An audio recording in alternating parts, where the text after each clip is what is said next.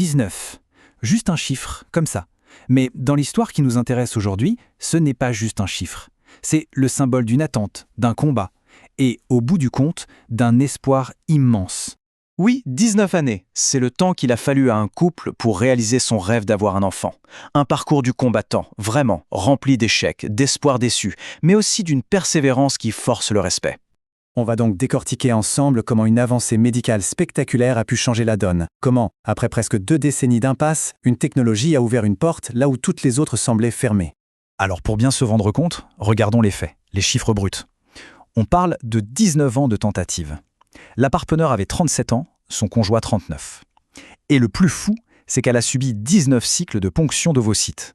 19. Et pour quel résultat? Un seul embryon obtenu qui n'a pas abouti. Ces chiffres y parlent d'eux-mêmes, ils montrent une détermination absolument incroyable. Mais alors qu'est-ce qui bloquait?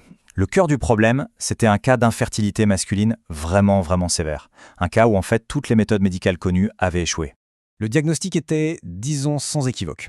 Les recherches manuelles de spermatozoïdes, même les plus minutieuses, n'avaient rien donné. 0. 2 opérations chirurgicales pour en extraire directement des testicules, échec aussi. Et le verdict final des médecins, une atrophie testiculaire bilatérale, eh bien, ça sonnait un peu comme la fin de l'histoire. Et c'est justement là qu'une toute nouvelle approche entre en jeu. C'est fascinant de voir le contraste.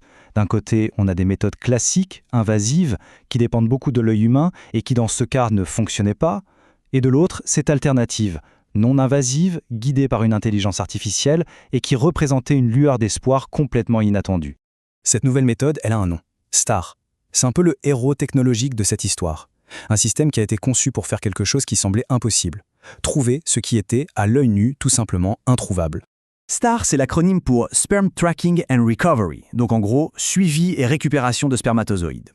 C'est un outil qui a été développé à l'Université Columbia et qui combine 3 technologies de pointe. Une caméra ultra rapide, un système qu'on appelle microfluidique pour manipuler des liquides à une échelle microscopique, et surtout une IA capable d'apprendre à reconnaître ce qu'elle cherche.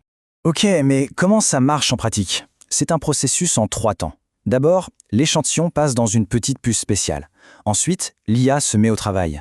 Elle scanne des centaines d'images chaque seconde pour repérer le moindre spermatozoïde viable. Et enfin, dès qu'elle en trouve un autre système de haute précision vient l'isoler dans une gouttelette microscopique, prêt à être utilisé. Et là, il y a un chiffre à retenir. 300. C'est la vitesse ahurissante à laquelle ce système fonctionne.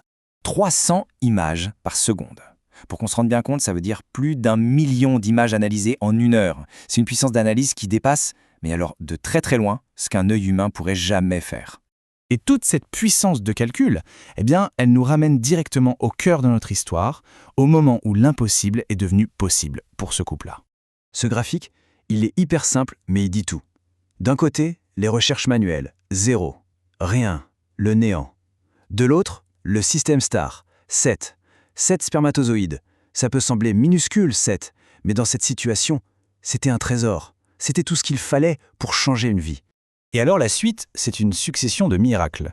Jour 0, les 7 spermatozoïdes sont utilisés et 2 ovocytes sont fécondés. 3 jours plus tard, on transfère les 2 embryons et au 13e jour, pour la toute première fois en 19 ans, le test de grossesse est positif. 8 semaines plus tard, l'échographie confirme ce que tout le monde espérait, un petit cœur qui bat.